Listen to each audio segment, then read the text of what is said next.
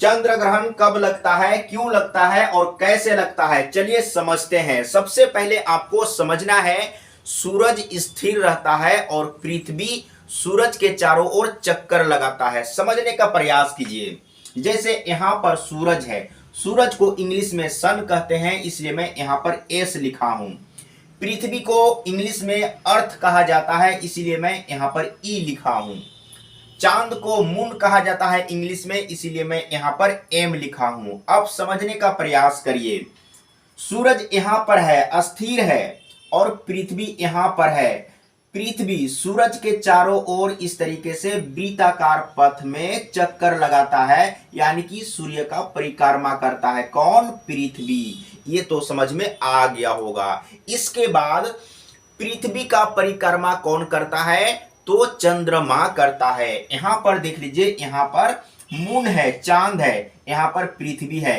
पृथ्वी के चारों ओर वृत्ताकार पथ में चांद पृथ्वी को चक्कर लगाता है, यानी कि पृथ्वी का परिक्रमा करता है। कौन? चांद। और सूरज का परिक्रमा कौन करता है? तो पृथ्वी। क्लियर हो चुका होगा।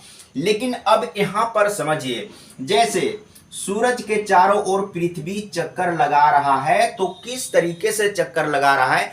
क्या आराम से सीधा इस तरीके से चल रहा है? नहीं, लट्टू की तरह घूरते हुए चल रहा है। इस तरीके से लट्टू के जैसा घूरते हुए चल रहा है और आगे बढ़ रहा है। बिल्कुल क्लियर हो चुका होगा। और पृथ्वी का परिक्रमा चांद इधर कर रहा है। अब यहां पर समझना है, एक ऐसा कंडीशन होगा कि सूरज, पृथ्वी और चांद तीनों एक लाइन में होगा, एक सिद्ध में होगा। समझने का प्रयास कीजिए। जब तीनों एक सिद्ध में होगा, उसी समय चंद्र ग्रहण या सूर्य ग्रहण लगेगा। लेकिन मैं इस फिगर से आप लोगों को सिर्फ और सिर्फ चंद्र ग्रहण समझाने वाला हूं। तो यहां पर देखिए, सूरज, पृथ्वी और चांद एक सिद्ध में है। जैसे यहां पर समझने का प्रयास करिए, जैसे चांद पृथ्वी के चारों ओर घूर रहा है, इस तरीके से घूर रहा है, तो हो सकता है चांद कभी इधर आ जाएगा, कभी इधर आ जाएगा, कभी यहां पर रहेगा, कभी यहां पर रहेगा, कभी इधर, कभी इधर, कभी यहां, कभी यहां रहेगा। तो यहां पर देखिए, मान के चलते हैं कि चांद यहां पर आ गया, तो ये तीनों एक सिद्ध में हो गया, तो इस कंडीशन में ग्रहण लगेगा। तो कौन सा ग्रहण लगेगा? चंद्र ग्रहण लगेगा। यानी कि चांद अगर लास्ट में हो, इधर अंत में हो, उस कंडीशन में चंद्र ग्रहण लगेगा। लेकिन उसको आप दूसरे शब्दों में कैसे कहेंगे?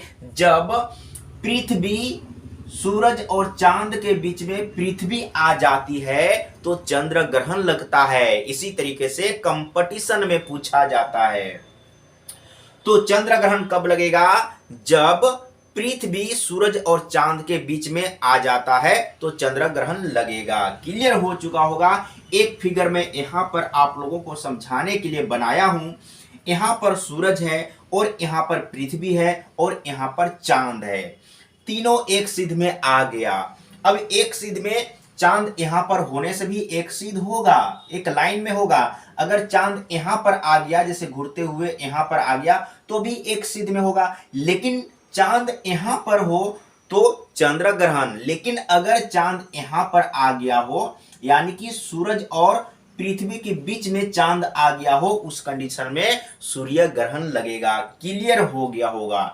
अब यहां पर देखिए, ये सूरज है, सूरज से प्रकाश निकलता रहता है, ठीक ना।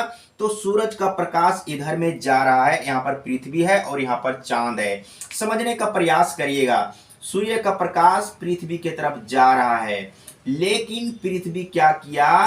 पृथ्वी सूर्य के प्रकाश को रोक दिया। जैसे अगर उधर से लाइट पड़ रहा है, तो मेरा छाया पीछे बनेगा। उसी तरीके से सूर्य का प्रकाश इधर जा रहा है, तो पृथ्वी यहां पर है, तो पृथ्वी का छाया इधर में बनेगा। यानी कि पृथ्वी के दूसरे तरफ अंधेरा हो जाएगा, पृथ्वी का छाया बनेगा। तो चांद यहां पर है, तो पृथ्वी का छाया चांद पर पड़ेगा, यानी कि चांद में अंधेरा हो जाएगा। जहां पर छाया होगा वहां पर अंधेरा ही होगा। तो जैसे सूरज का प्रकाश पृथ्वी पर पड़ा तो पृथ्वी रोक दिया, इधर में प्रकाश को जाने नहीं दिया, तो इधर छाया हो गया यानी कि अंधेरा हो गया, तो चांद नहीं दिखाई दिया। अंधेरा में कोई वस्तु दिखाई नहीं देता है, तो उसी तरीके से चांद में छाया पड़ गया, चांद में अंधेरा हो गया, तो हम लोग नहीं देख पाए। जब हम लोग नहीं देख पाए तो हम लोग क्या कहते हैं कि चंद्र ग्रहण लग गया। यही बात है, यही कारण है, यही मेन रीजन है। लेकिन आपसे कभी कभी कंपटीशन एग्जाम में पूछा जा सकता है कि चंद्र ग्रहण कब लगता है, अमावस्या का दिन लगता है कि पूर्णिमा के दिन लगता है। तो चंद्र ग्रहण पूर्णिमा के दिन लगता है, ये हमेशा के लिए याद कर लीजिए। और चंद्र ग्रहण कब लगता है, जब पृथ्वी चांद और सूरज के बीच में आ जाता है तो चंद्र ग्रहण लगता है। इसी तरीके से आपको समझना है, फिगर बना बना के एक बार दो बार आप समझ लीजिए, तो कभी कोई दिक्कत नहीं होगा। अगर थोड़ा भी कहीं पर डाउट हो तो जरूर कमेंट में लिख के बताइएगा, मैं फिर से आप लोगों को समझाने का प्रयास करूंगा।